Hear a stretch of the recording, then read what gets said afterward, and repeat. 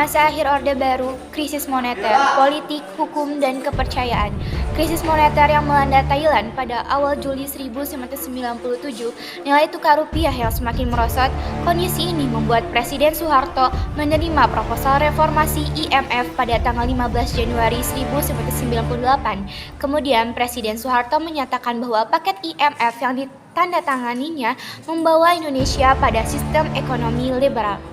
Hal ini menyiratkan bahwa pemerintah Indonesia tidak akan melaksanakan perjanjian IMF yang berisi 50 butir kesepakatan tersebut. Situasi tarik-menarik antara pemerintah dan IMF itu menyebabkan krisis ekonomi semakin memburuk. Pada saat krisis semakin dalam, muncul ketegangan-ketegangan sosial dalam masyarakat. Pada bulan awal 1998, di sejumlah kota, sesuai dengan hasil pemilu ke-6 tanggal 29 Mei 1997, terpilihnya Soeharto sebagai Presiden RI membuat meningkatnya kecaman terhadap Presiden Soeharto. Garis besar tuntutan mahasiswa dalam aksi-aksinya di kampus di berbagai kota yaitu tuntutan penurunan harga sembako, 9 bahan pokok, penghapusan monopoli, kolusi, korupsi, dan nepotisme atau KKN, serta suksesi kepemimpinan nasional. Aksi-aksi mahasiswa yang tidak mendapatkan tanggapan dari pemerintah menyebabkan para mahasiswa di berbagai kota mulai mengadakan aksi hingga keluar kampus. Tuntutan dan agenda reformasi. Reformasi adalah gerakan untuk mengubah bentuk atau perilaku suatu tatanan karena tatanan tersebut tidak lagi disukai atau tidak sesuai dengan kebutuhan zaman. Reformasi atau mati. Demikian tuntutan yang ditorehkan oleh mahasiswa. Agenda utama gerakan reformasi adalah turunnya Soeharto dari jabatan presiden.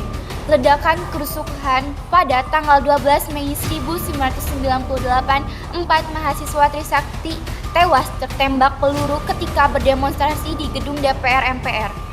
Mereka yang tewas adalah Ella Mulia Lesmana, Heri Hertanto, Hafidin Royan, dan Hendriawan.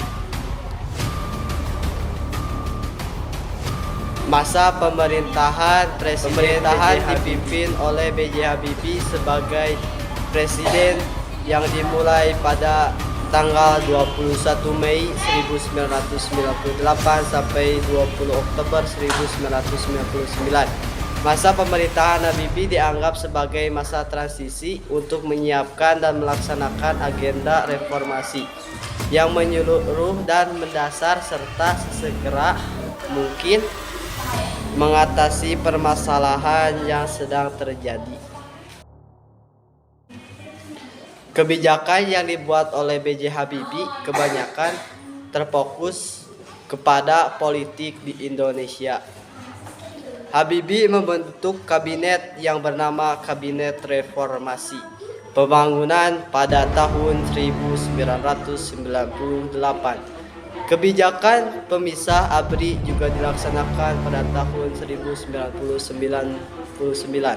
Memisahkan TNI dengan Polri sesuai dengan tugasnya masing-masing, yakni TNI untuk bidang pertahanan dan Polri untuk bidang keamanan. B.J. Habibie melaksanakan pemilu pertama di tahun 1999 yang diikuti oleh 48 partai politik.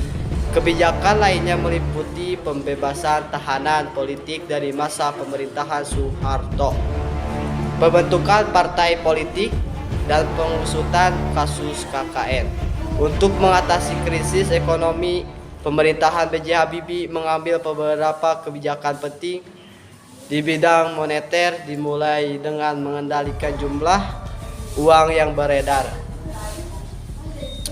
menaikkan suku bunga sertifikat BI menjadi 70% dan menerapkan bank sentral independen di bidang perbankan. Diterbitkan obligasi senilai 650 triliun untuk menalangi perbankan, menutupi 38 bank dan mengambil alih 7 bank. Rakan cepat pemerintah saat itu membawa hasil. 1 tahun kemudian, reformasi ekonomi yang diterapkan saat itu memiliki beberapa dampak, antara lain jatuhnya nilai tukar rupiah terhadap dolar AS dari semula Rp 7.000 menjadi Rp 17.000, namun di sisi lain pertumbuhan ekonomi tampak menunjukkan perbaikan. Timor melepaskan diri dari Indonesia pada tahun 1999. Mereka sudah ditawari untuk bergabung sama Indonesia, tapi ternyata mereka lebih memilih untuk membentuk negaranya sendiri. Pemerintahan Habibie mendapatkan kritik keras karena lepasnya Timur dari Indonesia. Ia dituntut mundur oleh mahasiswa karena dianggap tidak dapat menjalankan amanah reformasi.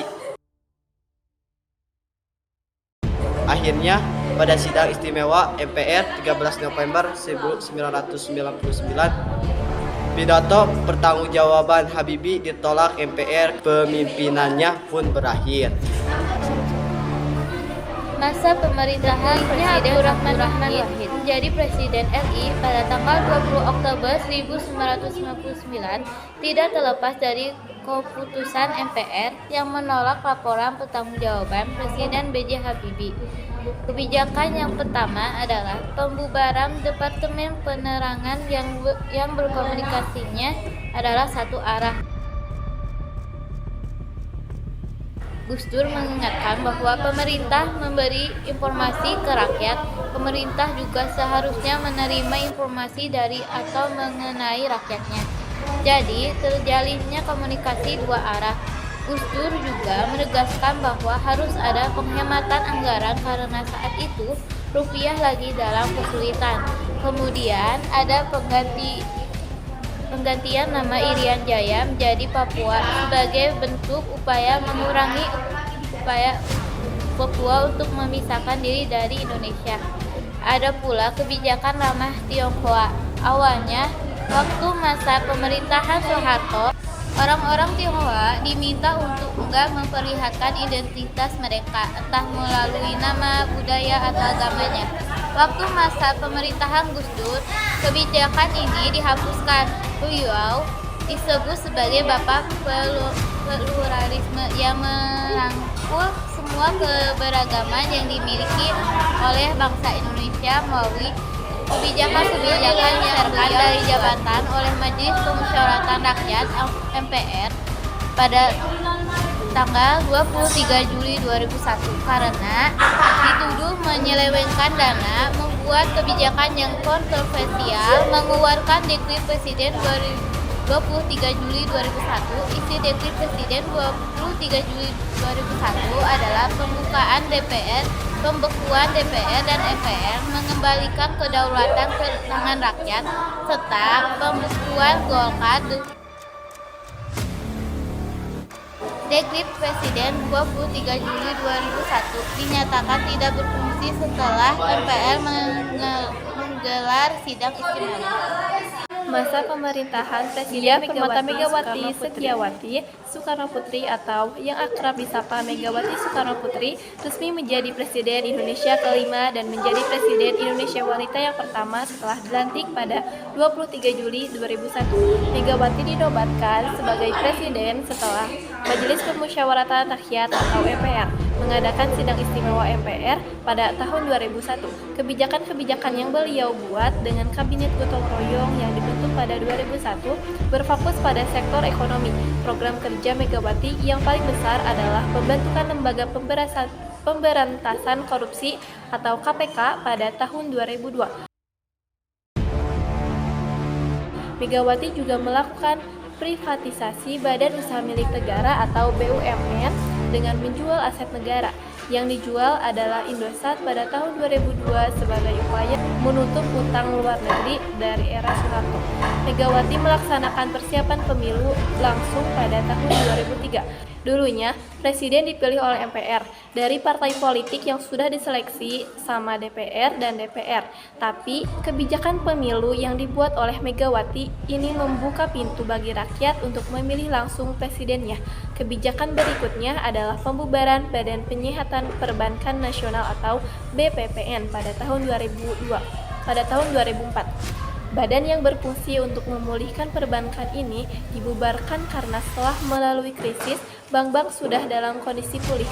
Megawati juga mengakhiri kerjasama dengan International Monetary Fund atau IMF pada tahun 2003 sampai 2004. Terjadi gerakan Aceh Merdeka, upaya Aceh melepaskan diri dari Indonesia.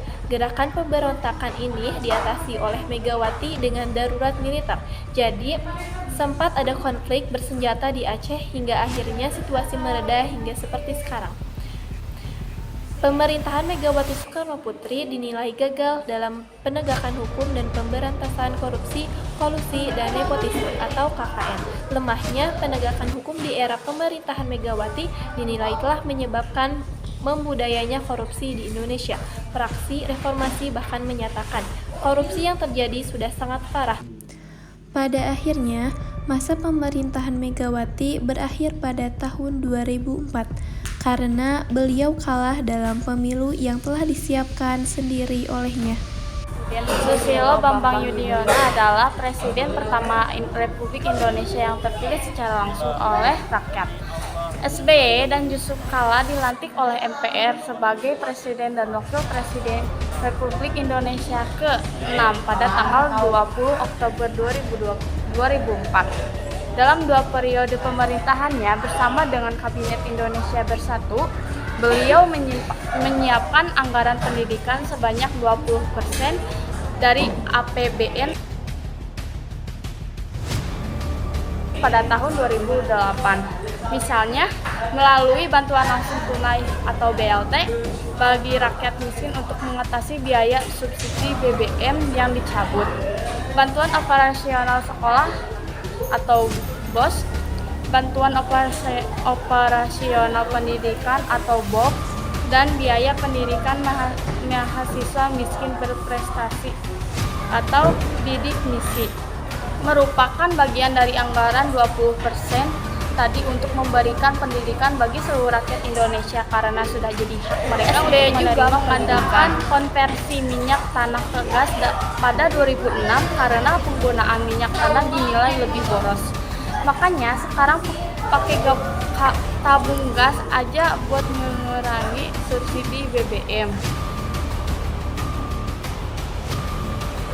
Ada juga program pariwisata, yaitu Visit Indonesia, yang berhubungan dengan pendidikan dan kebudayaan.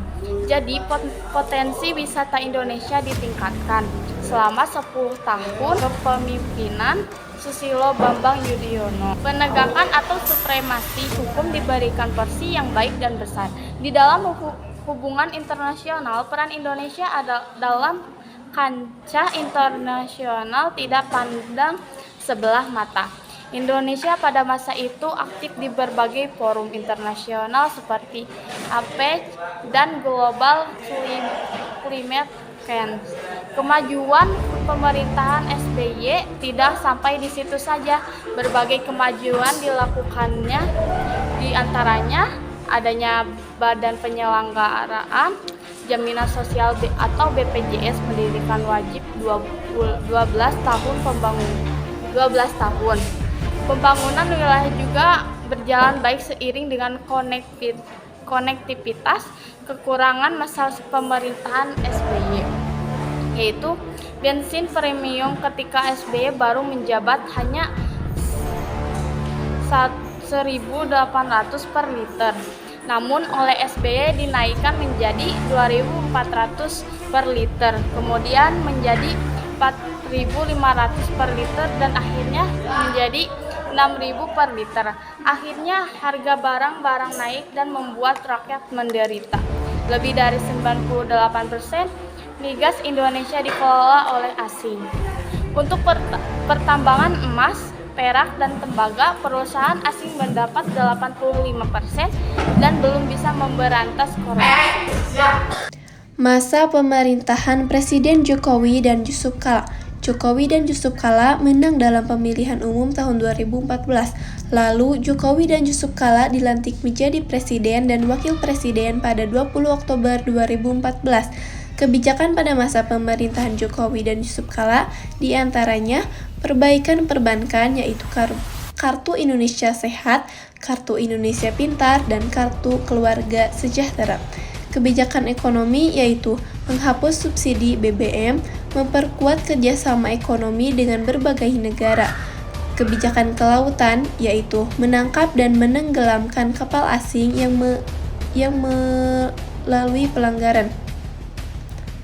Kebijakan pembangunan yaitu pembangunan jalan tol dan pembangunan pelabuhan Makassar. Dan kebijakan politik yaitu Pilkada serentak 2018, pemilihan kepala daerah serentak di 171 daerah. Kejadian penting pada masa pemerintahan Jokowi dan Yusuf Kala, kocok ulang alias reshuffle kabinet. Jokowi batalkan aturan Menhub Jonan soal ojek berbasis online yang melarang adanya ojek online. Dan Asian Games 2018 yakni pembangunan infrastruktur untuk Asian Games. Tindakan kontroversi diantaranya revisi UU KPK yang melemahkan KPK. Terjadi demonstran yang menuntut untuk membatalkan revisi UU KPK disahkan karena dianggap melemahkan KPK. Masa jabatan Jokowi JK hanya sampai tahun 2019. Saat pemilihan presiden tahun 2019, Jokowi terpilih kembali menjadi Presiden Republik Indonesia dengan wakilnya Ma'ruf Amin. Masa jabatan 2019 sampai 2024.